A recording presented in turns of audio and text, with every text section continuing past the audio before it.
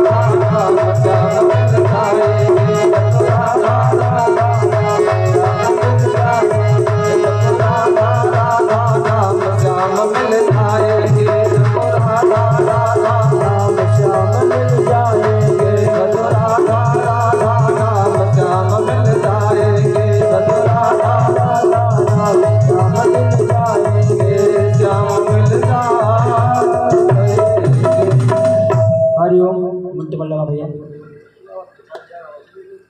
हरिओम।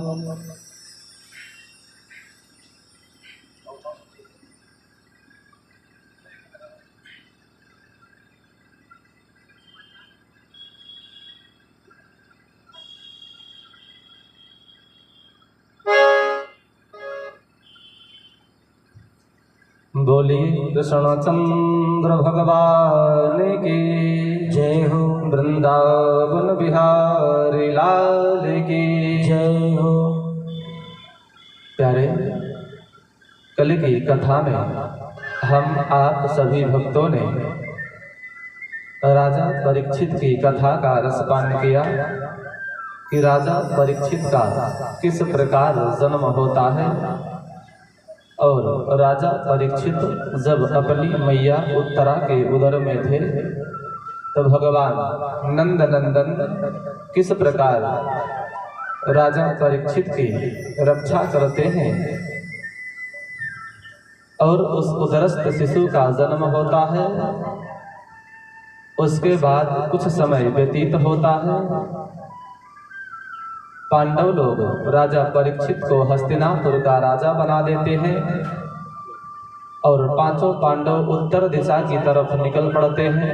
पांडवों का स्वर्गवास हो जाता है और राजा परीक्षित हस्तिनापुर में राज्य कर रहे हैं। कुछ समय व्यतीत होने के बाद एक ऋषि कुमार से श्रापित होते हैं। समीप मुनि के पुत्र हैं श्रृंगी ऋषि। अनजाने में राजा परीक्षित के द्वारा महात्मा का अपमान हो गया था। ऋषि कुमार ने राजा परीक्षित को श्राप दे दिया।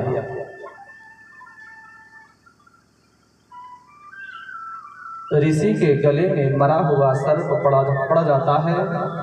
इसी कारण से ऋषि कुमार ने राजा परीक्षित को श्राप दिया। श्रृंगी ऋषि ने अपने हाथ में जल लिया। कहा, राजा परीक्षित को अपने राजा होने का बहुत बड़ा अभिमान है ना, तो मैं ऐसे राजा परीक्षित को श्राप देता हूँ।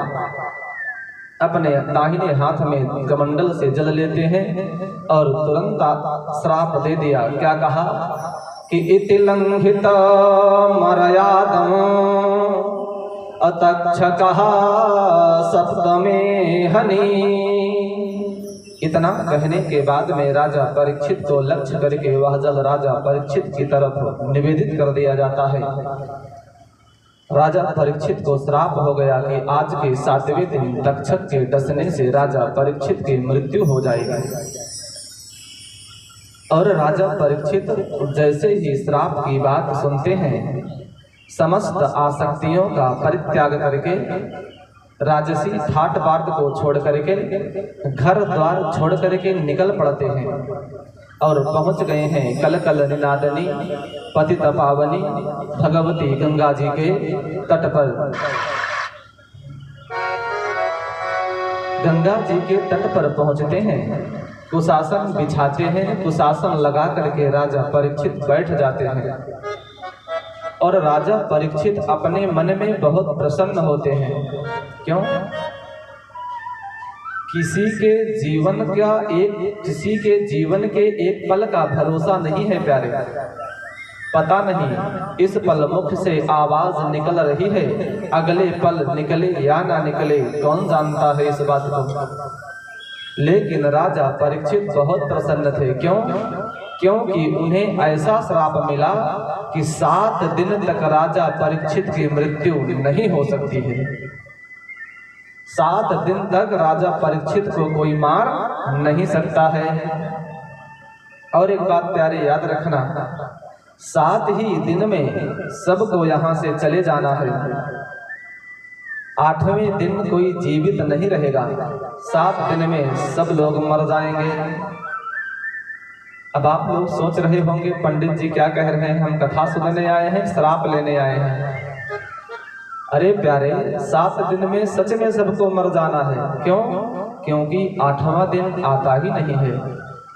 कोई रविवार को जाएगा, कोई सोमवार को जाएगा, कोई मंगलवार को, कोई बुधवार को, कोई गुरुवार को, कोई शुक्रवार को, कोई शनिवार को।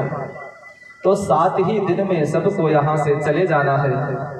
अब राजा परीक्षित समस्त आसक्तियों का परित्याग करके पहुंच गए हैं कल कल निनादनी पतित पावनी भगवती गंगा जी के तट पर। संसार में बहुत सारी नदियां हैं, गंगा है, यमुना है, सरयू है, गोमती है, घाघरा है, नर्मदा है, गंडकी है। राजा परीक्षित को जब श्राप मिला तो राजा परीक्षित गंगा जी के तट पर ही क्यों गए? इसके बारे में प्यारे गंगा जी की बड़ी सुंदर महिमा बताई गई है। संतों ने, महात्माओं ने, नीतिकारों ने, काव्यकारों ने बड़े सुंदर सुंदर श्लोक लिखे हैं गंगा जी की महिमा के बारे में। आइए 2-4 श्लोक हम लोग देखते हैं गंगा जी की क्या महिमा है। गंगा जी की महिमा के बारे में लिखा कि दृष्ट्वा जन्म शतं पापम अपीत्वा जन्म शतद्वयम् असनात्वा जन्म सहस्रेण वहन्ति गंगा कलौ युगे। बताया कथाकार ने कि दृष्ट्वा जन्म शतं पापम, केवल गंगा जी का दर्शन मात्र कर लेने से 100 जन्मों का पाप नष्ट हो जाता है। अपीत्वा जन्म शतद्वयम्, गंगा जी के जल का यदि पान कर लिया जाए, पी लिया जाए तो 200 जन्मों के पाप नष्ट हो जाते हैं। और अस्नात्वा जन्म सहस्रेण, यदि गंगा जी के जल में स्नान कर लिया जाए तो 1000 जन्मों के पाप नष्ट हो जाते हैं। वहन्ति गंगा कलौ युगे, कलयुग में बहती हुई गंगा जी की ऐसी पवित्र महिमा बताई गई है प्यारे।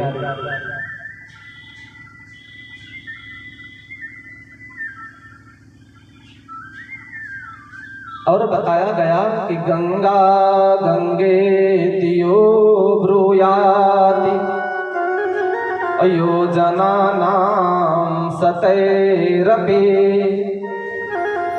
मुंचते सर्व पापेभ्यो विष्णुलोकं सगच्छति। गंगा गंगेति यो ब्रूयाति, ब्रूयाति माने होता है बोलना अथवा कहना। तो जो गंगा गंगेति, गंगा मैया हर हर गंगे ऐसा नाम बोलता है अथवा कहता है, उसका क्या कल्याण होता है। योजना नाम सतैरपि, कहाँ से, 100 योजन दूर से भी जो गंगा जी का नाम अपनी जिह्वा पर ले लेता है वह सभी प्रकार के पापों से छूट जाता है। 100 योजन में कितना किलोमीटर होता है जानते हो? हनुमान जी भी 100 योजन का समुद्र लांघ गए थे भैया। 1 योजन में 4 कोस होता है और 4 कोस में 1 योजन में 4 कोस होता है, 100 योजन में 400 कोस होता है और 400 कोस माने लगभग 1200 किलोमीटर की दूरी होती है।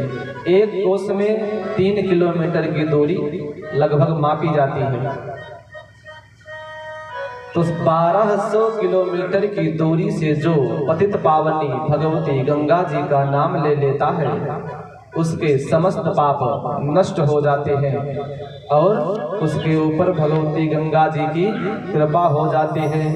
बोलिए गंगा मैया की। गंगा महारानी, बोलो गंगा मैया की। हाँ, जोर से बोलिए। हे गंगा महारानी अपने ही रंग, अपने ही रंग। बोलिए कृष्ण चंद्र भगवान की जय, वृंदावन बिहारी लाल की जय हो। सुखदेव भगवान का आगमन होता है तो राजा परीक्षित क्या करते हैं? सुखदेव भगवान का स्वागत करते हैं, पूजन करते हैं, वंदन करते हैं। आसन दिया गया बैठाने के लिए। तो राजा परीक्षित ने जब सुखदेव भगवान को आसन दिया तो राजा परीक्षित कहने लगे, क्या कहा कि एसाम संस्मरणात् पुंसाम सत्यः शुद्धन्ति वै गृहाः अकिं पुनर्दर्शनास्पर्श पादशौच सनादिभिः। कहा, हे महाराज, आप जैसे महात्माओं का स्मरण मात्र कर लेने से हम गृहस्थों के गृह पवित्र हो जाते हैं। यदि आप जैसे महात्माओं का पाद माने पैर प्रक्षालन करने को मिले, आप जैसे महात्माओं का चरण धुलने को मिले तो कहना ही क्या है। हम जैसे गृहस्थों का जीवन तो कृतार्थ हो जाता है। लगे बखान करने। वहीं पर बैठे थे श्री व्यास जी महाराज। व्यास जी ने कहा, राजन सुनो, ज्यादा बखान इनका मत करो, और इनका जब बहुत बखान करोगे ना, इनको बखान नहीं पसंद है। अभी उठेंगे और यहाँ से चले जाएंगे, तुम्हारी मुक्ति हो चुकी। फिर जो सही सही संत होगा, सही सही परमहंस होगा, उसे अपने बखान से कोई मतलब नहीं होता है। कर अब हमारे मुंह पे झूठे लोग कहने लगे, रे पंडित जी आप बहुत अच्छे हैं, बड़ी बढ़िया कथा कहते हैं, बड़ी सुंदर कथा कहते हैं, बड़ी सुंदर वाणी है, ऐसा है वैसा है। और जैसे हम यहाँ से पीछे हो जाएं तुरंत कहने लगे, इनके नया पंडित का चिट्ठ देखे।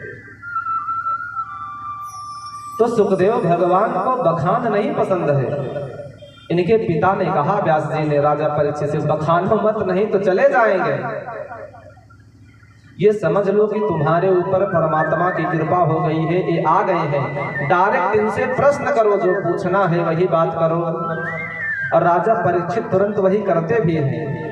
अब बखान बंद कर दिए। कहने क्या लगे कि हे गुरुदेव भगवान, अतः प्रयच्छामि संसिद्धिं अयोगिनां परमं गुरुं पुरुषस्येहं यत् कार्यं म्रियमाणस्य सर्वथा।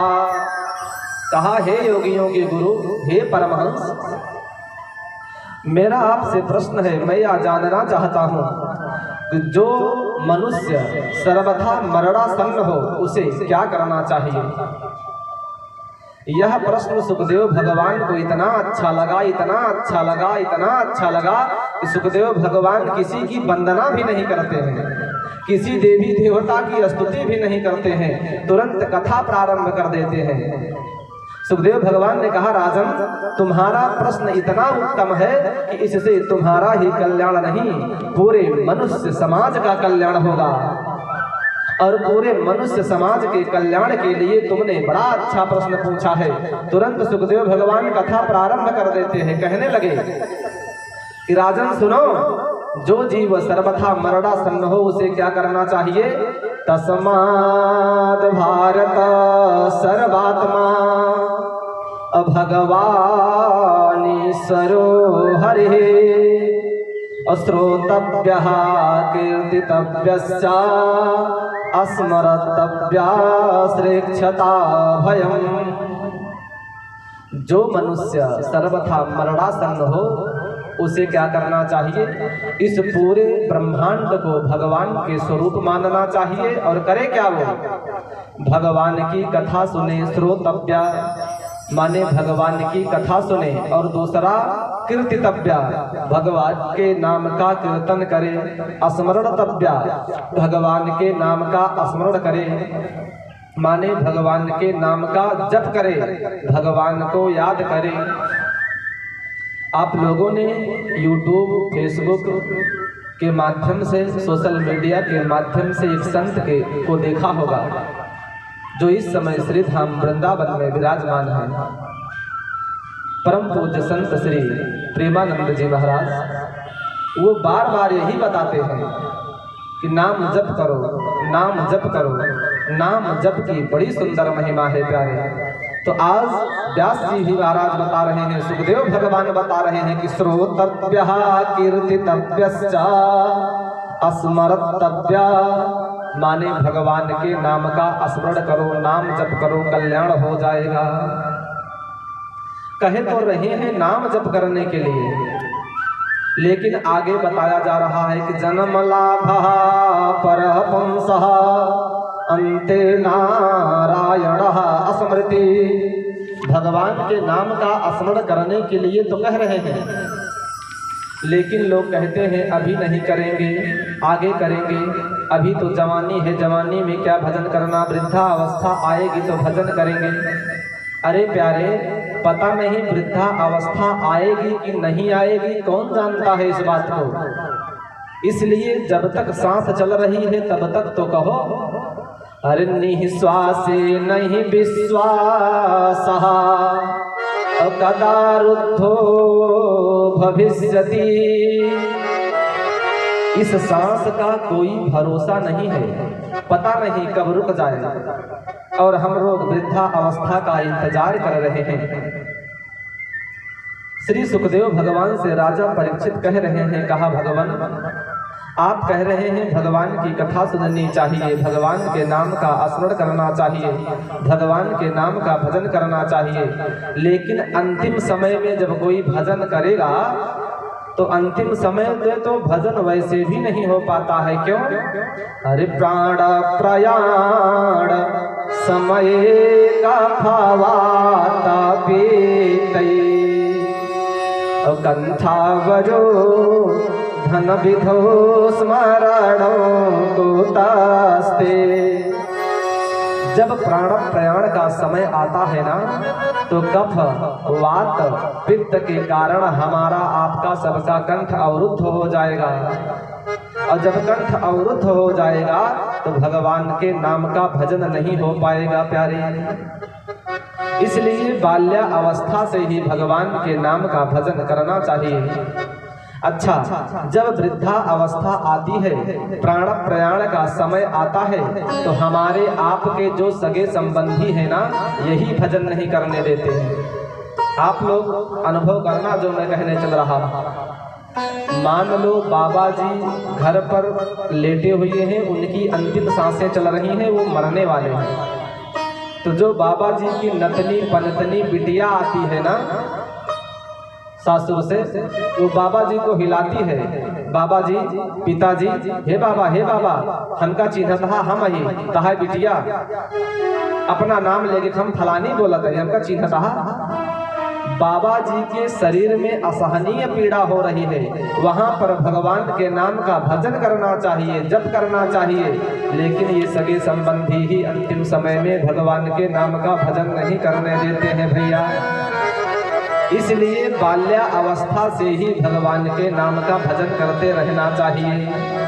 कुछ लोग अपने जीवन में कुत्ता बिल्ली पालते हैं, कुत्ता बिल्ली की सेवा करते हैं, और अंते गति याता मसीह के अनुसार यह बताया गया है कि मरते समय जीव जिसका चिंतन करता है उसी की योनि प्राप्त होती है।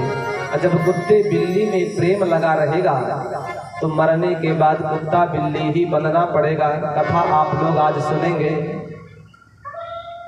जड़ भरत जी को यह योनि प्राप्त हुई थी प्यारे। तो बता रहे हैं कि ऐसा मत करो।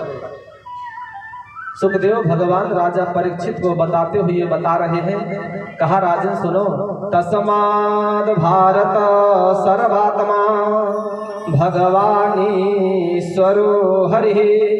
यह पूरा ब्रह्मांड भगवान का बनाया हुआ है, भगवान का उपजाया हुआ है। पूरे ब्रह्मांड में आप भी विराजमान हैं, इसलिए परमात्मा का चिंतन करते रहो। तो लोग परमात्मा का चिंतन नहीं करते हैं, वृद्धावस्था का इंतजार करते हैं।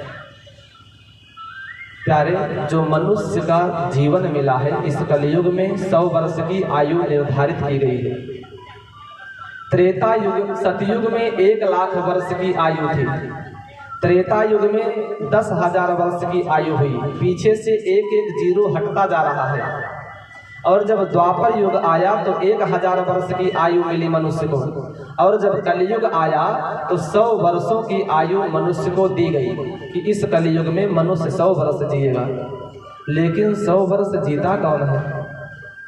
बिरले ही होंगे जो गांव में 100 वर्ष के लोग होंगे। हमारे बाबा जी 110 वर्ष के लगभग हैं, आज भी हैं, उनकी सुंदर सेवा होती है। वादा तो वृद्धावस्था की हो रही है। आप लोग विचार करें, 100 वर्ष की आयु में हम लोग करते क्या हैं? 100 वर्ष की आयु में खूब सुंदर 50 वर्ष हम लोग सोने में बिता देते हैं, खूब ठाट से सोते हैं। अब 100 वर्ष में से बचा 50 वर्ष, 50 वर्ष में से 25 वर्ष श्रीमती जी की सेवा में बिता देते हैं। 50, 25, 75, 25 वर्ष की आयु बची, 75 वर्ष के हो गए। अब 25 वर्ष में 5 वर्ष लोग क्या करते हैं? खूब सुंदर मोबाइल में रील देखने में बिता देते हैं। बचा कितना? 20 वर्ष, 80 वर्ष के हो गए। अब 20 वर्ष में क्या करना है? बेटे का विवाह करना है, बिटिया का विवाह करना है, नाती खिलाना है, पनाती खिलाना है, नाती की सेवा करना है। जब नाती थोड़ा सा चलने लगता है तो बाबा जी को घोड़ा बनना पड़ता है, नाती पीठ पे चढ़ लेता है, चल मेरे घोड़े टुक टुक टुक टुक करता है। तब जैसे आए थे ऐसे ही हम लोग चले जा रहे हैं। और जब यह जीव अपनी मैया के उदर में होता है प्यारे ना, तो गरुड़ पुराण में बताया है व्यास जी ने कि गरुड़ पुराण में बताया कि जब यह जीव अपनी मैया के उदर में होता है तो भगवान से कहता है कि हे प्रभु, एक बार मुझे इस उदर से बाहर कर दीजिए, मैं आपका इतना भजन करूंगा, इतना नाम जप करूंगा कि दोबारा किसी योनि की प्राप्ति ना हो। लेकिन यह मनुष्य इस संसार में आने के बाद में भगवान को भूल जाता है और जैसे आया है वैसे चला जा रहा है। तो कहने का भाव ये कि बचपन से ही भगवान के नाम का भजन करना चाहिए, भगवान का पूजन करना चाहिए। भजन और पूजन की कोई अवस्था निर्धारित नहीं की गई है प्यारे। राजा परीक्षित सुन रहे हैं। राजा परीक्षित ने कहा, गुरुजी, आपने जो कहा बहुत अच्छा लगा, सब तो ठीक है, लेकिन ये जो मन कह रहे हो आप ना, ये मन तो बड़ा चंचल है। मन भगवान के चरणों में लगेगा कैसे? बैठे हैं कथा स्थल में, मन पहुंच गया बरौसा चौराहे पे, पटेल जी के यहाँ पान खा रहा है सांची वाला। मन पहुंच गया मिठाई की दुकान पर, खूब सुंदर मिठाई खा रहा है। माताएं आई हैं कथा में, शरीर से तो कथा में है, मन घर लगा बैठी है। कतो पतोहिया दलियम नमक न ज्यादा कह देना भैया सजवा गाँव में मारे लगे, चिल्लाई लगे। मन चंचल है, मन भटक रहा है। तो राजा परीक्षित यही पूछ रहे हैं कि हे गुरुदेव भगवान, भगवान के चरणों में मन लगेगा कैसे? सुखदेव भगवान बता रहे हैं, कहा राजन सुनो, भगवान के चरणों में मन को लगाने की भी जड़ी है मेरे पास। जितासनो जित श्वासो अजित संगो जितेंद्रिय। आसन को जीतने का प्रयास करो, कम से कम एक आसन पर घंटा 2 घंटा बैठने का प्रयास करो। और क्या कहा? चित श्वासो, प्राणायाम के द्वारा अपनी सांसों को जीतने का प्रयास करो, प्राणायाम करो। और तीसरा उपाय क्या बताया? जित संगो, संग को जीतने का प्रयास करो। संग मतलब साथ। दारू पीने वाले का साथ मत करो, गांजा पीने वाले का साथ मत करो, नशा करने वाले का साथ मत करो, संतों का साथ करो, ब्राह्मणों का साथ करो, महात्माओं का साथ करो, जीवन कृतार्थ हो जाएगा प्यारे। और क्या बताया चौथा उपाय? जितेंद्रिय, इंद्रिय को अपने बस में करने का प्रयास करो। मन कर रहा है चाट खाने का, लेकिन नहीं खाएंगे। इस इंद्रिय को अपने बस में करने का प्रयास करो। माताएं फुल्की खूब खाती हैं, मन कर रहा है फुल्की खाने का, लेकिन नहीं खाऊंगी। और इस इंद्रियों को अपने बस में कैसे किया जा सकता है? किसी संत ने बड़ा सुंदर बताया कि कैसे बस में करें। अरे देखना इंद्रियों के न घोड़े भगे, देखना इंद्रियों के न घोड़े भगे, इनमें संयम के 2-4 कोड़े लगे। संयम रूपी कोड़े से इंद्रिय रूपी घोड़े को अपने बस में किया जा सकता है। इंद्रियां बार बार आपको लालायित करेंगी, लेकिन आपको उस चीज को नहीं लेना है। उसके बाद सुखदेव भगवान कह रहे हैं, राजन जब ऐसा हो जाए तब क्या करो? अरे पाताल में तद सही पादमूलम तलातलम वै पुरुषस्य जंघे। कहा उस विराट पुरुष का चिंतन करो। किस विराट पुरुष का? अरे पाताल में तद सही पादमूलम, उस विराट पुरुष की जो चरणों की तालू है ना, वह उस विराट पुरुष का पाताल लोक है। और जो भगवान की तलातलम वही पुरुष से जंघे, जो ये तलातल आदि लोक हैं, वो उस विराट पुरुष माने भगवान का जंघा है। ऐसे अभाव बना करके भगवान का चिंतन करो। यह जो पूरा ब्रह्मांड बना है, जितने भी जीव जंतु हैं प्यारे, सब भगवान के बनाए हुए हैं, सब भगवान के उपजाए हुए हैं। पंडित जी बड़ा सुंदर सुबह सुबह मंत्र पढ़ते हैं। वेद में बड़ा सुंदर मंत्र मिलता है। क्या? ओम ब्राह्मणोस्य मुखमासीद बाहुराजन्यः कृतः पुरोहतस्यः यद्वैस्यः पद्भ्यः गुणसूत्रो अजायत। इस मंत्र के माध्यम से बताया जा रहा है कि जो पूरा मनुष्य है यह भगवान का ही बनाया हुआ है। ब्राह्मणोस्य मुखमासीद, ब्राह्मण की उत्पत्ति भगवान के मुख से हुई है प्यारे। और बाहुराजन्यकृतः, बाहु से भगवान की भुजाओं से राजा की उत्पत्ति हुई है। उरु तदस्या यद वैश्या, वैश्यों की उत्पत्ति भगवान के उदर से हुई है। और पदभागुं शूद्रो अजायत, शूद्रों की उत्पत्ति भगवान के चरणों से हुई है। तो ब्राह्मण, क्षत्रिय, वैश्य और शूद्र, इन चारों की उत्पत्ति भगवान के शरीर से हुई है। प्यारे, आप लोगों ने कभी विचार किया, जिन भगवान के चरणों में हम अपने सर को झुकाना चाहते हैं, भगवान के चरणों में प्रणाम करना चाहते हैं, उन्हीं चरणों से शूद्रों की उत्पत्ति हुई है। और शूद्रों से हम लोग घृणा करते हैं, तो भगवान कैसे मिलेंगे? भगवान को पाने का उपाय सोचा आप लोगों ने? कल्याण नहीं होगा। कल्याण कैसे होगा जानते हो? अरे सब में देखो राम जी, सबसे कहो जय राम जी। सब में देखो,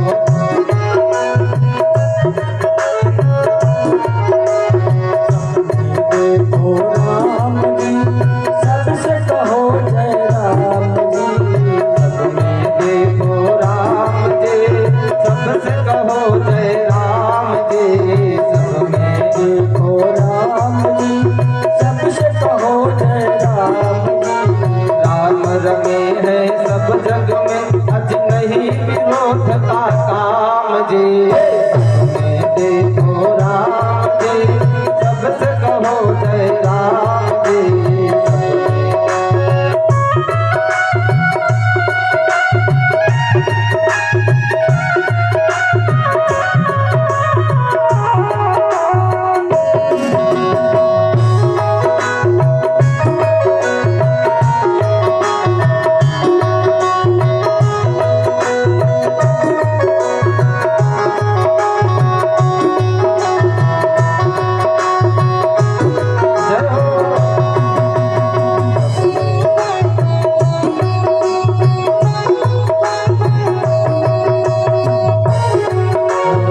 सब में देखो राम जी, सबसे कहो जय राम जी।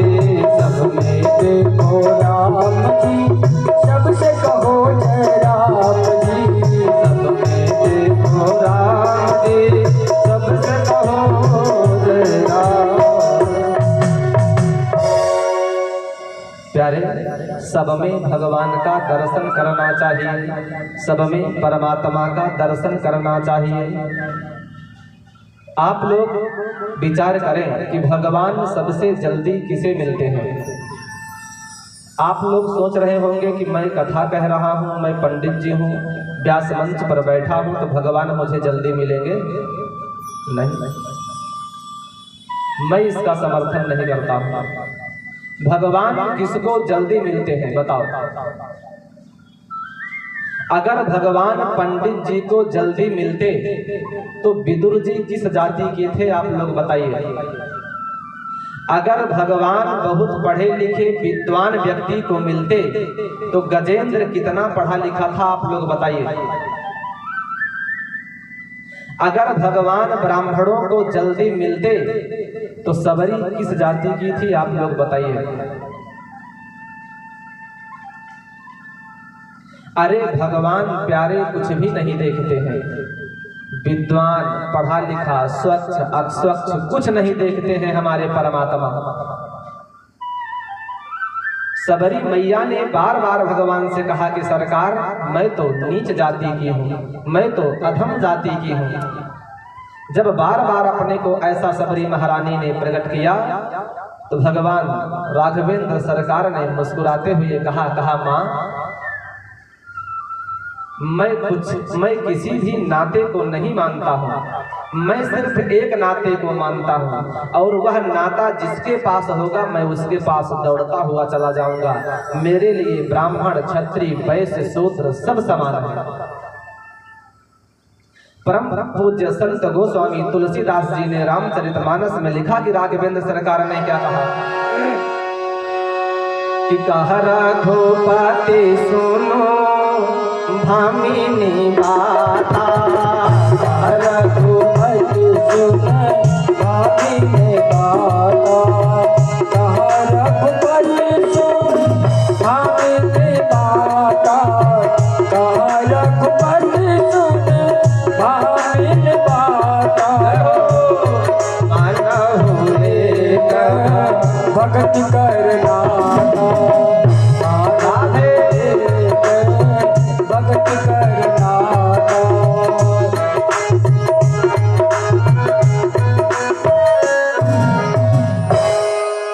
बोलिए कृष्णचंद्र भगवान की जय। भगवान सिर्फ एक नाते को मानते हैं प्यारे, और वह है भक्ति का नाता।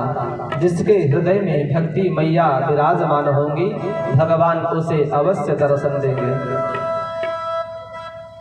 इस प्रकार श्री सुखदेव भगवान राजा परीक्षित को कथा बता रहे हैं। कहा, राजन सुनो, संपूर्ण सृष्टि में पहले कुछ भी नहीं था, सब जगह जल ही जल था, जल के सिवा कुछ भी नहीं था।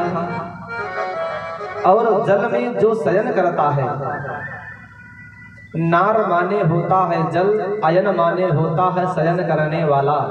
जल में जो शयन करने वाला होता है उसी को कहते हैं नारायण। एक दिन भगवान नारायण जल में शयन कर रहे थे। इनके मन में विचार आया कि क्यों ना मैं एक से अनेक हो जाऊं। भगवान के मन में ऐसा विचार प्रकट हुआ तो उनके नाभि कुंड से एक कमल पुष्प प्रकट हुआ।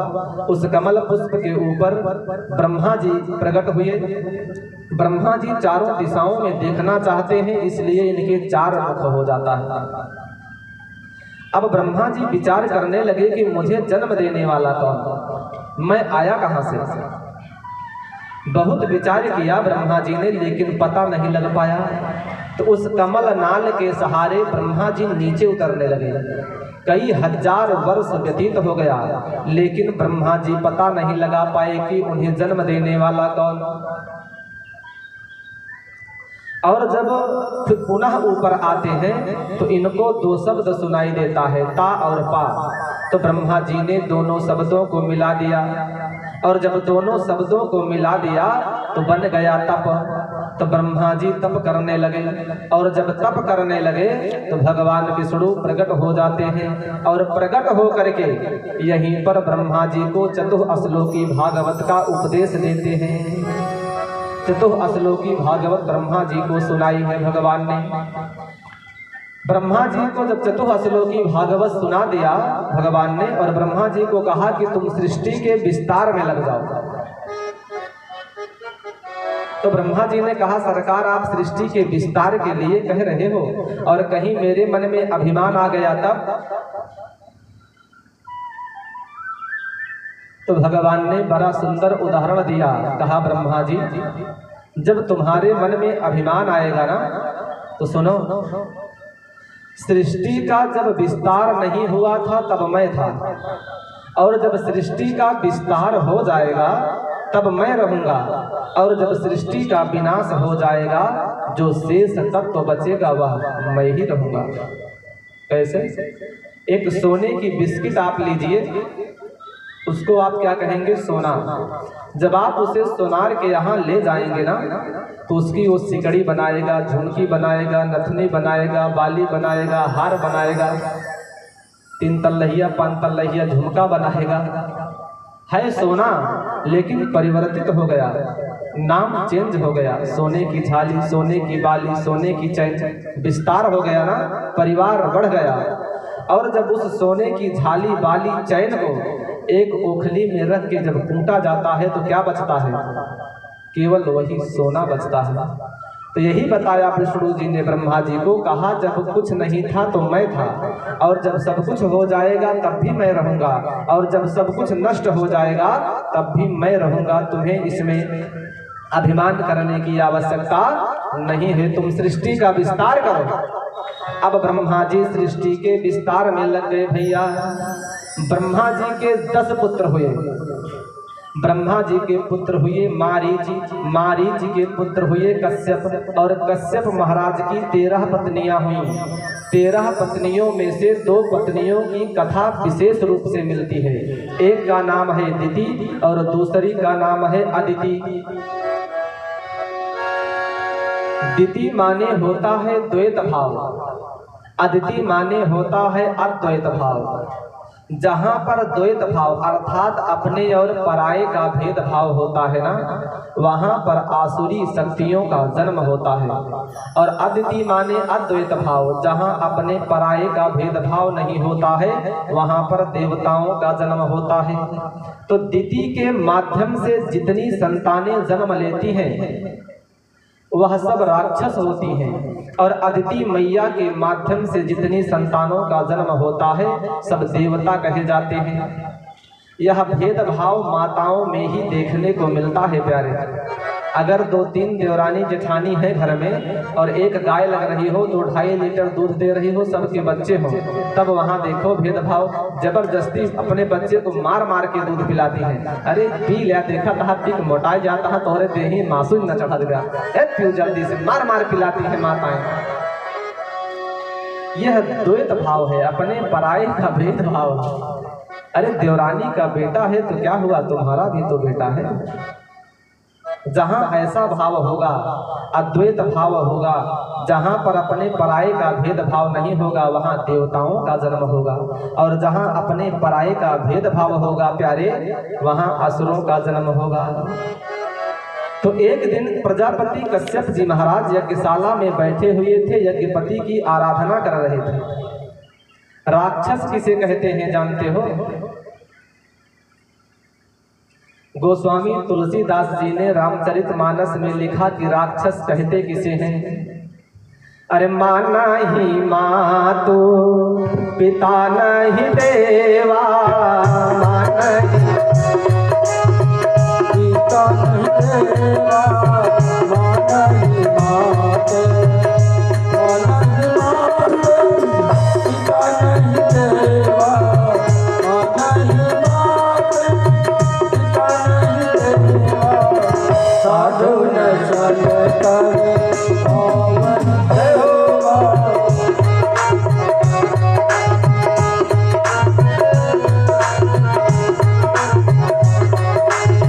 जिनके यहाँ चरणे भवानी, जिनके यहाँ चरणे भवानी, से जानहु से चरसमदानी, से जानहु से चरसमदानी।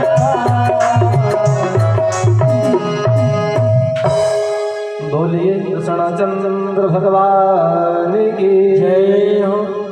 तो जो अपने माता पिता की सेवा नहीं करता है, अपने माता पिता का कहना नहीं मानता है, वह राक्षस होता है प्यारे। तो एक दिन प्रजापति कश्यप जी महाराज यज्ञशाला में बैठ करके यज्ञपति की आराधना कर रहे थे। इनकी पत्नी दिति महारानी इनके पास में आती हैं।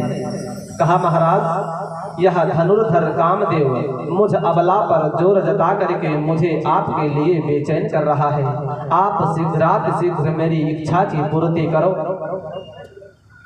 प्रजापति कश्यप जी महाराज समझा रहे हैं। कहा देवी, ऐसा घोर तमा बेला घोराणाम घोर दर्शनः। कहा देवी, यह संध्या काल का समय है। इस संध्या काल में भगवान का चिंतन करना चाहिए, भगवान का भजन करना चाहिए। तुम्हें क्या हो गया है? कैसी आसुरी शक्ति ने तुम्हें घेर लिया है? अपनी पत्नी को कश्यप जी महाराज समझा रहे हैं। कहा देवी, संध्या काल में 4 काम को वर्जित किया गया है। चत्वारियानि कर्माणि संध्यायां विवर्जयेत्, आहारं मैथुनं निद्रा स्वाध्यायं चतुर्थकम्। कौन कौन से कार्य? संध्या काल के समय में भोजन नहीं करना चाहिए, संध्या काल के समय में शारीरिक संबंध नहीं बनाना चाहिए, संध्या काल के समय में सोना नहीं चाहिए। संध्या काल मतलब जब दिन और रात्रि का मिलन हो रहा हो। और क्या नहीं करना चाहिए? संध्या काल में कभी भी पढ़ना नहीं चाहिए प्यारे। इन 4 कामों को वर्जित किया गया है। प्रजापति कश्यप जी महाराज अपनी पत्नी दिति महारानी को समझा रहे हैं, लेकिन दिति महारानी एक भी बात नहीं मानती हैं। भर्तृहरि जी बड़ा सुंदर श्लोक लिखते हैं अपने श्रृंगार शतक में। उन्होंने क्या लिखा? हरि मरते भिकुंभ दलने भोवे संति सूर्या केचिद प्रचंड मृगराज बधे भेदध्या किंतु ब्रवीमि बलिनां पुरता प्रसीह गंधर्पदर्प दलने बिरला मनुष्या। भर्तृहरि जी कह रहे हैं कि इस संसार में आपको एक से बढ़कर एक वीर मिल जाएंगे, जो सिंह के साथ में खेल सकते हैं, हाथी के साथ में युद्ध कर सकते हैं, सिंह के साथ में लड़ सकते हैं, लेकिन वही पुरुष अरे गंधर्प दलने बिरला मनुष्या, काम के आगे वही पुरुष निरुपाय हो जाते हैं प्यारे। इसी श्लोक का ट्रांसलेशन किया है रामधारी सिंह दिनकर जी ने अपने उर्वशी महाकाव्य में। क्या लिखा उर्वशी महाकाव्य में? लिखा कि पर न जाने बात क्या है, पर न जाने बात क्या है, इंद्र के आयुध पुरुष झेल सकता है और सिंह से बाहें मिलाकर खेल सकता है, वही पुष्प के आगे असहाय हो जाता और सत्य के रहते निरुपाय हो जाता। दिव्य सहज बंकिम नयन के बाण से और जीत लेती रूप सी नारी उसे मुस्कान से। तो स्त्री के आगे हर पुरुष असहाय हो जाता है प्यारे। स्त्रियों के आगे किसी की नहीं चलती है। आज कथा आप लोगों को सुनाऊंगा। भगवान शंकर ने मैया सती को लाख प्रयास किया समझाने का, लेकिन सती जी नहीं मानती है। और आज अपनी पत्नी को कश्यप जी समझा रहे हैं, लेकिन नहीं मान रही हैं। दिति महारानी अपनी पत्नी के आगे अपनी पत्नी के आगे कश्यप जी असहाय हो रहे हैं, और पत्नी के आगे राजा दशरथ भी असहाय हो गए थे प्यारे। और राजा दशरथ इतने बड़े प्रतापी राजा थे जिसका कोई जवाब नहीं है।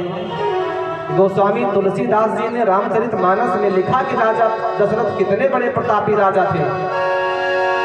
अरे सुरपाती बसही बाहुबल जाके, सुरपाती बसही बाहुबल जाके, सुरपाती बसही बाहुबल जाके, सुरपाती बसही बाहुबल जाके, नरपाती सकलरा रूप आके, नरपाती सजा सहायता के। जय हो।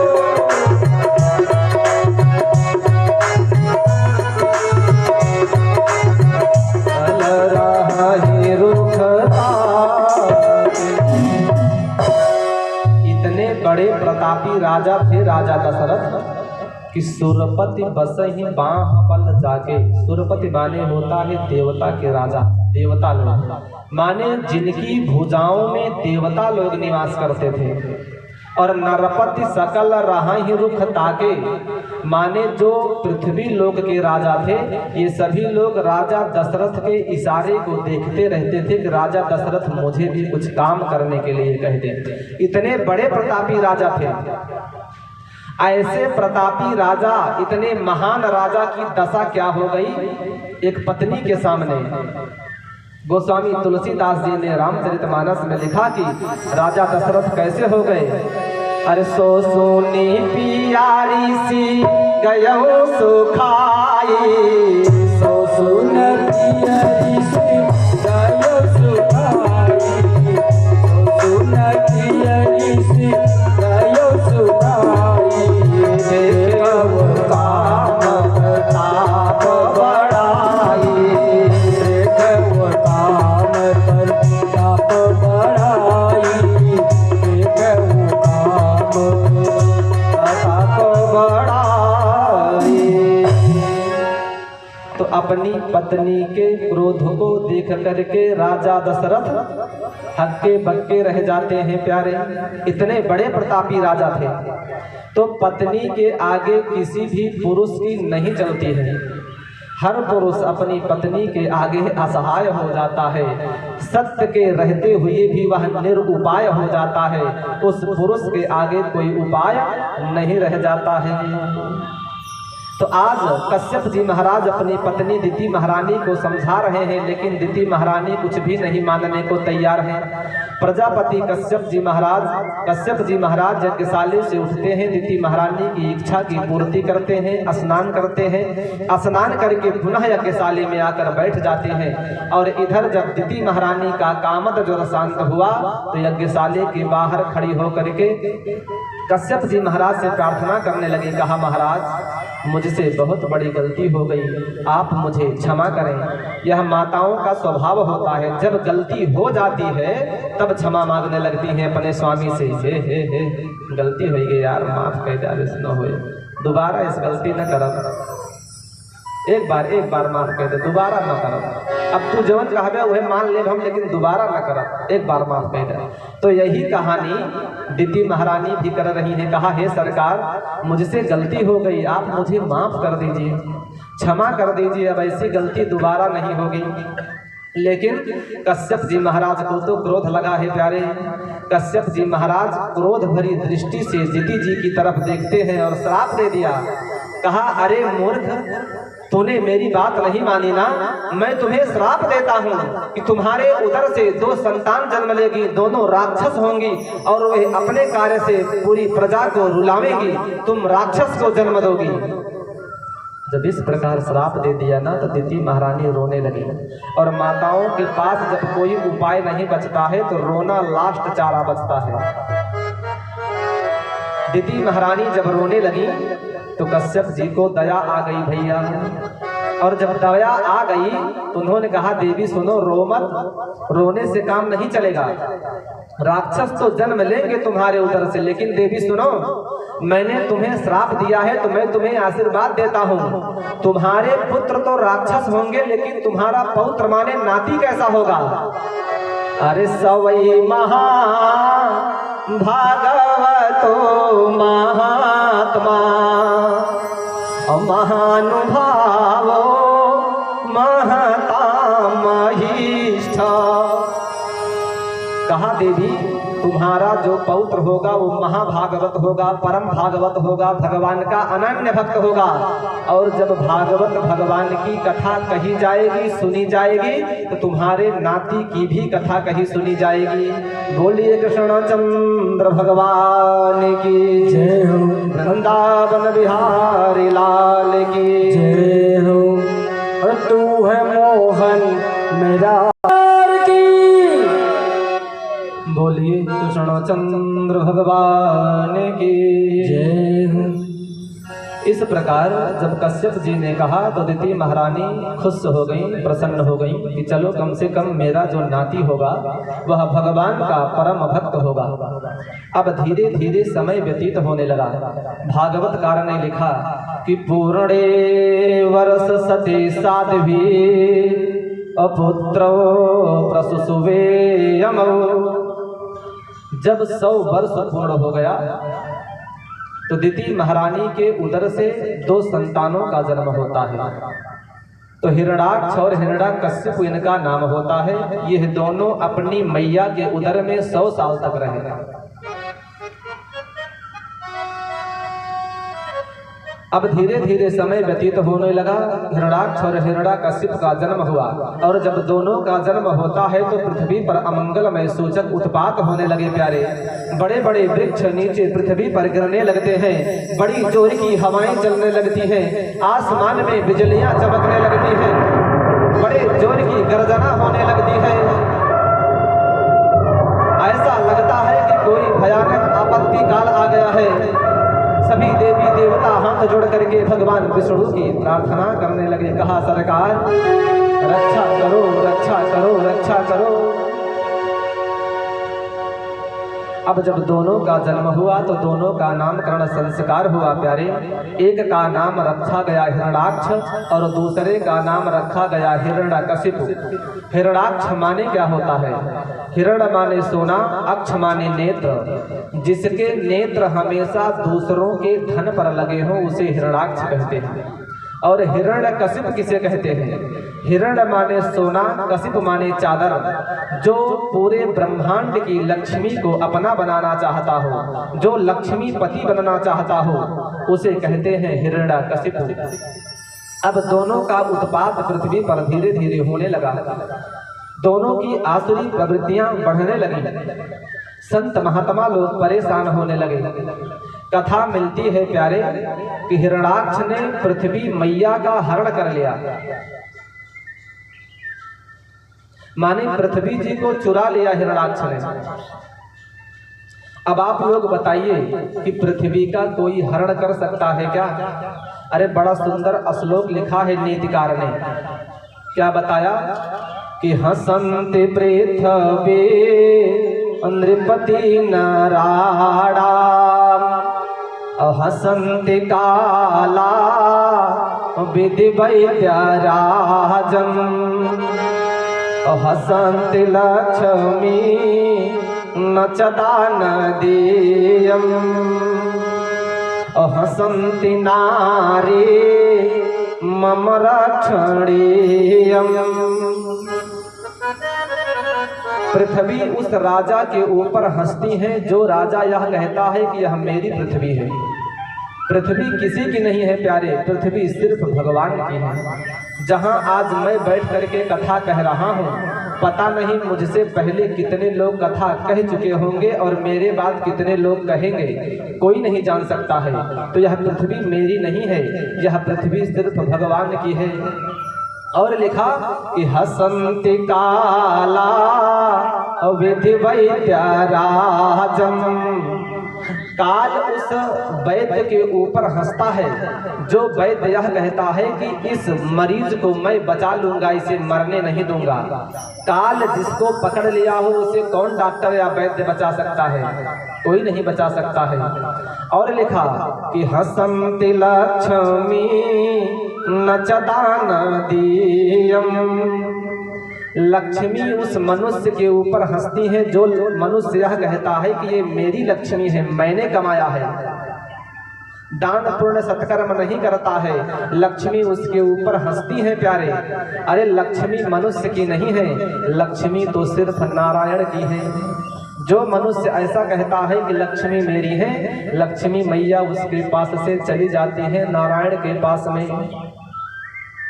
और क्या कहा नीतिकार ने कि हसन्ति नारी मम रक्षणीयम्।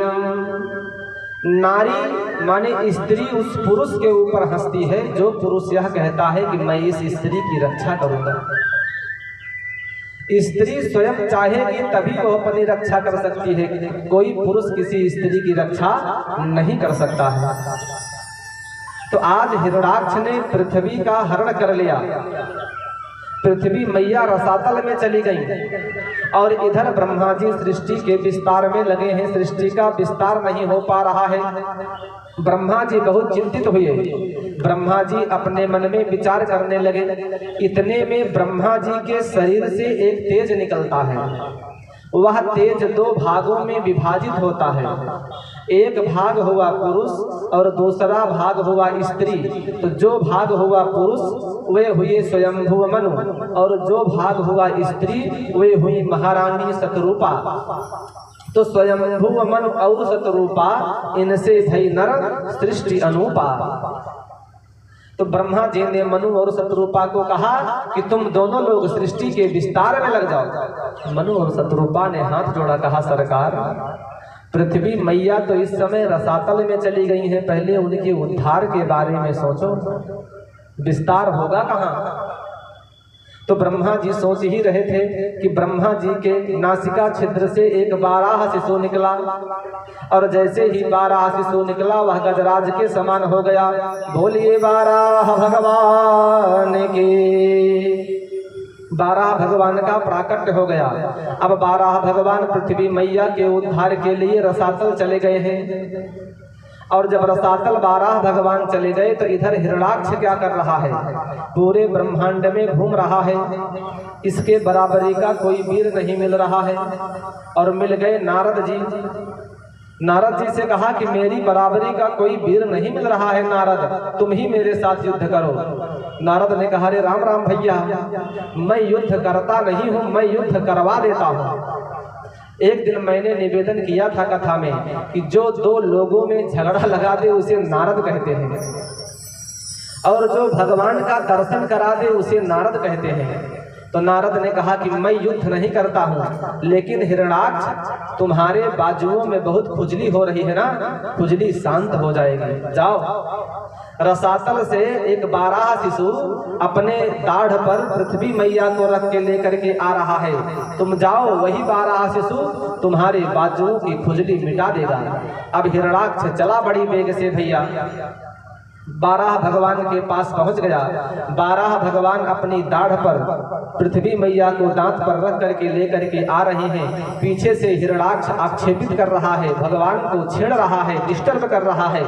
तो भगवान कुछ बोलते नहीं है, सिर्फ पृथ्वी मैया को लेकर भागते हुए चले आ रहे हैं, और ला करके पृथ्वी मैया की बाराह भगवान स्थापना कर देते हैं। और जब बाराह भगवान पृथ्वी मैया की स्थापना करते हैं, तुरंत हिरणाक्ष की तरफ घूम जाते हैं प्रभु, और देखते ही देखते हिरणाक्ष का सरकार ने उद्धार कर दिया। बोलिए बाराह भगवान की।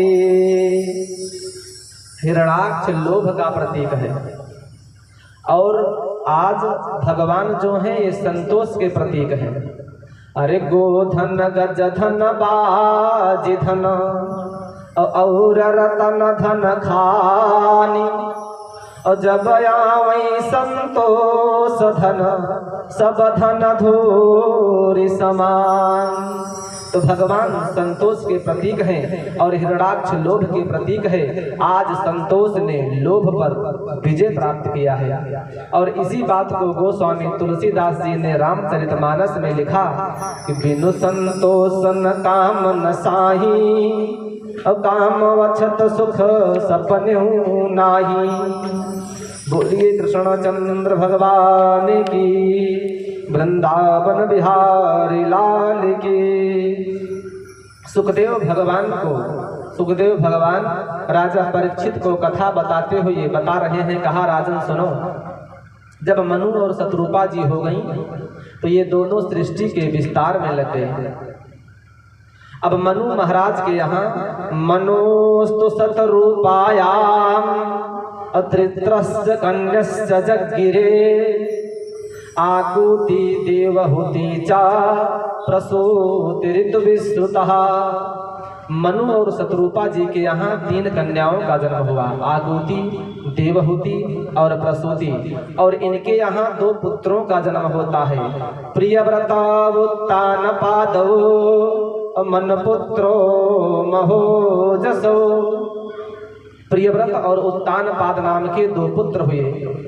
तो भागवतकार सबसे पहले मनु महाराज के 3 पुत्रियों की कथा बताते हुए बता रहे हैं कि मनु महाराज अपनी बड़ी पुत्री आकुति जी का विवाह रुचि प्रजापति के साथ में करते हैं, जिनके यहाँ भगवान यज्ञ के रूप में अपनी पत्नी दक्षिणा के साथ में पधारे हैं। बोलिए यज्ञ नारायण भगवान की। अब मनु महाराज अपनी दूसरी पुत्री देवहूति जी का विवाह करना चाह रहे हैं प्यारे। इनकी दूसरी पुत्री देवहूति भी विवाह के योग्य हुई, और इधर ब्रह्मा जी के मानस पुत्र हैं क्रदम जी महाराज। क्रदम जी महाराज जंगल में बैठ करके तपस्या कर रहे हैं, भगवान की आराधना कर रहे हैं, भगवान को प्राप्त करना चाहते हैं। अच्छा, भगवान को सभी लोग प्राप्त करना चाहते हैं प्यारे। कल हम लोगों को भी भगवान का दर्शन होगा, कल भगवान का जन्मोत्सव मनाया जाएगा। खूब सुंदर झांकी निकाली जाएगी, भगवान नंद नंदन बनाए जाएंगे और वसुदेव जी बनाए जाएंगे। सुंदर झांकी का दर्शन हम लोग करेंगे और कल भगवान का साक्षात्कार होगा तो हम लोग भगवान के चरणों में श्रद्धा सुमन अर्पित करेंगे। कुछ द्रव्य दक्षिणा चढ़ा करके भगवान से प्रार्थना करेंगे, हे परमात्मा इसी तरह आप अपनी कृपा दृष्टि बनाए रखिए। जिस प्रकार मैं आपको लक्ष्मी अर्पित कर रहा हूँ, माने दक्षिणा दे रहा हूँ, इसी तरह हमारे जीवन में, हमारे बच्चों के जीवन में, घर परिवार में कभी भी लक्ष्मी की कमी ना हो जाए, यह भाव बनाते हुए। और कल भगवान का जन्म होगा तो हम लोग सुंदर सुंदर सोहर भी गाएंगे। हमारे अरविंद भैया भी खूब सुंदर सुंदर सोहर गाते हैं। कल सोहर गाने का शुभ अवसर प्राप्त होगा और हम लोग गाएंगे। अरविंद भैया भी गाते हैं। आइए एक दो लाइन हम लोग देख लेते हैं, क्योंकि आज कथा को आगे बढ़ाना है। अरे चार पहिए पे खेल रहा ललना मोरा हो, चार पहिए पे खेल रहा ललना मोरा हो, चार पहिए पे खेल रहा।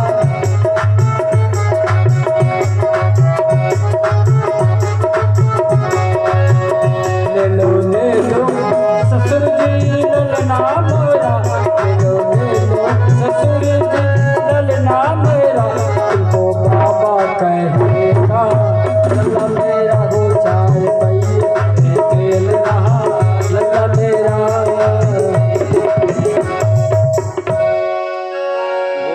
बोलिए कृष्णचंद्र भगवान की जय हो। तो कल भगवान का सुंदर जन्मोत्सव मनाया जाएगा।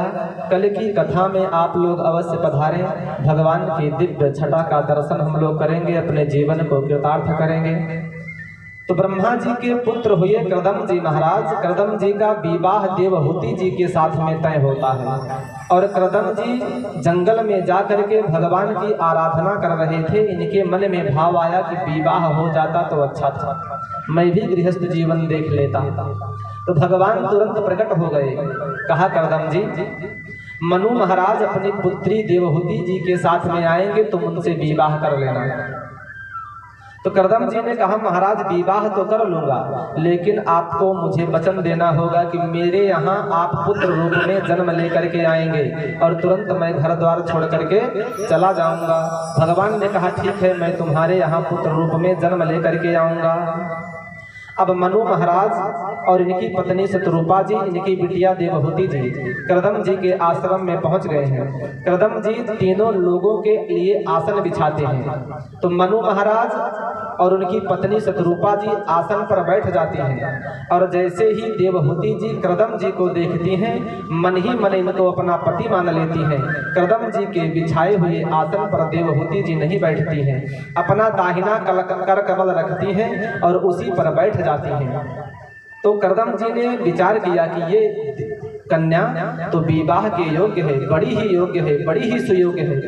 और आज की श्रीमती जी होती तो क्या करती, श्रीमान जी बिस्तर लगा देते तो तुरंत लेट जाती और तुरंत कहते रचिए गोड़वा का मुट्ठा पिरात रहा, फोड़ देते अंगुलियां।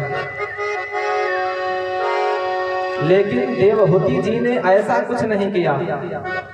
देवहूति जी कर्दम जी के बिछाए हुए आसन पर नहीं बैठती हैं भैया, और कर्दम जी जान जाते हैं कि यह कन्या विवाह के योग्य है। देवहूति जी कर्दम जी महाराज पांडित्य कर्म करते थे। तो बिटिया का विवाह करने के लिए जब मनु महाराज निकलते हैं विवाह देखने के लिए, तो बेटी का विवाह सज्जन पुरुष के साथ में करना चाहिए। जो पुरुष धर्मात्मा हो, भगवान की सेवा करता हो, मस्तक पर चंदन लगाता हो, सर में शिखा हो, कम से कम दिन में 1-2 बार तो भगवान का नाम लेता ही हो, ऐसे पुरुष के साथ में बिटिया का विवाह करना चाहिए। और पहले की माताएं विवाह में गाती भी थी कि बिटिया का विवाह कैसे करना चाहिए। अरे बेटी के बाबा बड़ा खोजे निकाले, बेटी भाई है सयाने दे। बेटी के बाबा बड़ा खोजे निकले, बेटी भाई सयाने। बेटी के बाबा बड़ा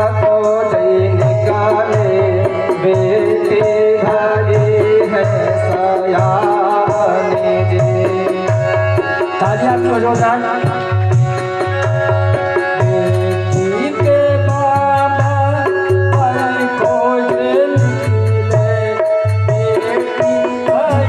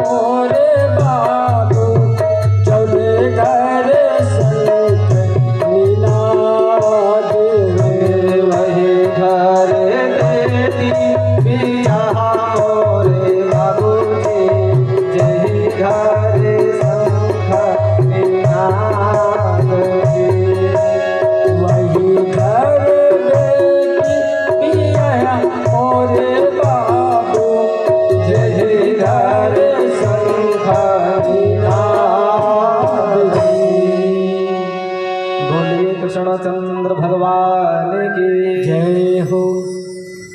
जो तबला बजा रहे हैं विजय भैया, मैं जितना बखान करूं सब कुछ कम है, बहुत सुंदर बजाते हैं। इनके लिए हमारे कहने से आप लोग ताली जरूर बजा दीजिएगा। बोलिए कृष्णचंद्र भगवान की, वृंदावन बिहारी लाल की जय हो।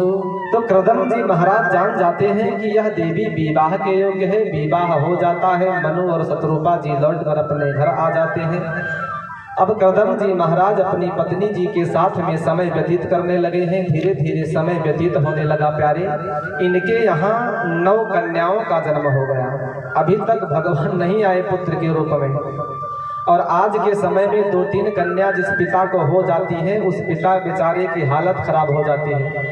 और कृदम जी के यहाँ 9 कन्याओं का जन्म हो गया, अभी तक भगवान नहीं आए। तो एक दिन कृदम जी के मन में बात आई। कृदम जी ने कहा, देवी, परमात्मा ने कहा था कि मैं तुम्हारे यहाँ पुत्र रूप में जन्म लेकर के आऊँगा, लेकिन भगवान आए नहीं। अब भगवान कृदम जी के यहाँ जन्म लेकर के आते हैं कपिल भगवान के रूप में। बोलिए कपिल भगवान की जय हो। कपिल भगवान का जन्म होता है। अब ब्रह्मा जी अपने 9 पुत्रों के साथ में आए हैं कपिल भगवान का दर्शन करने के लिए, और कृदम जी महाराज अपनी 9 कन्याओं का विवाह ब्रह्मा जी के 9 पुत्रों के साथ में कर देते हैं। कला का विवाह मारीची के साथ में, अरुंधति का विवाह वशिष्ठ मुनि के साथ में, अनुसुईया का विवाह अत्रि मुनि के साथ में। इस तरह 9 कन्याओं का विवाह 9 ब्रह्मा जी के पुत्रों के साथ में कर दिया कृदम जी महाराज ने। और उसके बाद कृदम जी महाराज अपने पुत्र को प्रणाम करके जंगल में निकल जाते हैं भगवान का चिंतन करने के लिए। एक दिन इनकी मैया अपने पुत्र को उच्च आसन पर बिठा देती हैं और बिठा करके प्रश्न किया। कहा, बेटा, मैं तुमसे कुछ पूछना चाहती हूँ। यह बताओ कि बंधन शरीर का होता है कि बंधन आत्मा का होता है? आप लोग बतावें।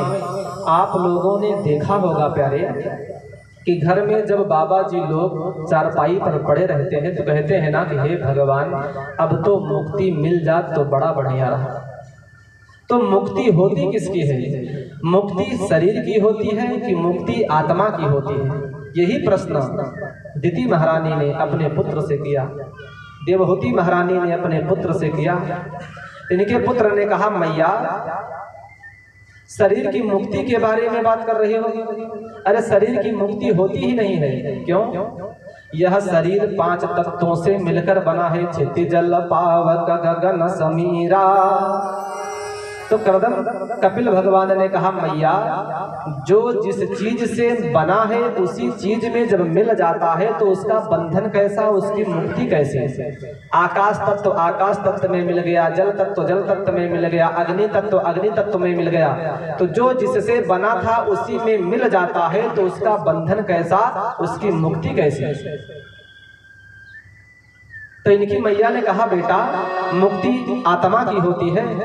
कपिल भगवान ने कहा मैया अरे ना जायते म्रियते वा कदाचिन और नायं भूत्वा भविता वा न भूयः अजो हि नित्यं शाश्वतोऽयं पुराणे नाहन्यते हन्यमाने शरीरे। कहा मैया जिस आत्मा को ना अग्नि जला सकती है, ना हवा सुखा सकती है, ना जल गीला कर सकता है, जिस आत्मा का ना कभी जन्म होता है ना कभी मृत्यु होती है, उस आत्मा का बंधन कैसा, उस आत्मा की मुक्ति कैसे। तो इनकी मैया ने कहा बेटा बंधन और मुक्ति होती किसकी है। तो कपिल भगवान ने कहा मैया अरे मनः एव मनुष्याणाम् अकारणं बंधमोक्षयो। कहा मैया बंधन मन का होता है, मुक्ति मन की होती है। क्यों? अरे मन के हारे बन गए और बनत जबस्ती माही। मन के हारे हार है, मन के हारे हार है और मन के जीते जीत और मन ही मिलावत राम सो और मन ही करत फजीत।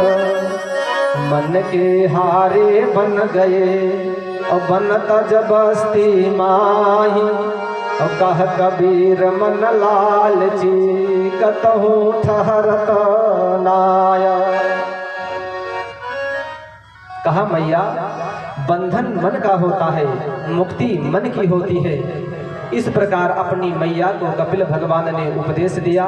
इनकी मैया उपदेश सुन करके भगवान का स्मरण करती हुई अपने शरीर को छोड़ देती हैं। प्यारे भागवतकार बताते हैं कि इनकी मैया का शरीर जल के रूप में परिणत हो गया, गंडकी नदी के रूप में जल बहने लगा। कपिल भगवान अपनी मैया की उस जल को अपने मस्तक से लगाते हैं। गंगा सागर तीर्थ क्षेत्र में जाकर के कपिल भगवान स्थान लेते हैं। आज भी हम लोग खिचड़ी जैसे पर्व में वहां जाकर के कपिल भगवान का दर्शन करते हैं। बोलिए कपिल भगवान की जय हो। तेरे ही भरोसे श्याम हो।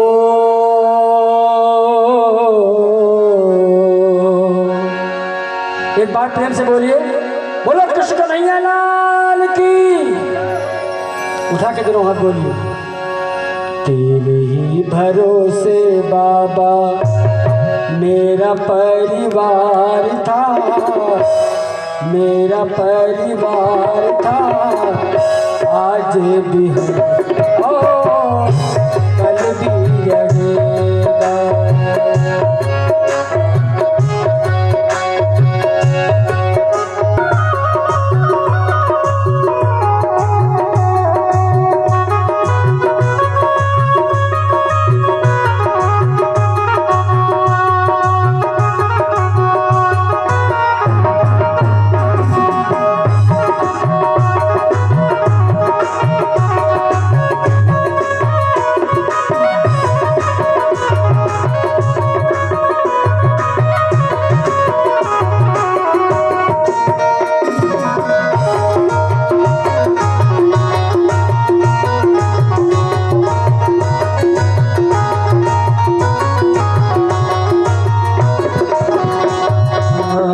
भोलेनाथ त्रिपुरारी रामचंद्र